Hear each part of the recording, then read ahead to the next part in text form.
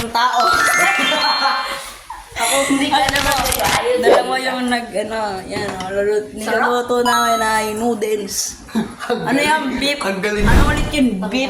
Beef. Ako naman si Uncle Roger, magluto tayo ng fried rice. Hindi ko si Uncle Roger. Uncle Antonio ka. Ako si Uncle Justin. Ito si Gigi. Si Kuyang Peke. Oh, wag mo nang... Uy, kuya mo. Oh, yan. Ayos na ba daw? So, luto na ang ating noodles. Hetman yan.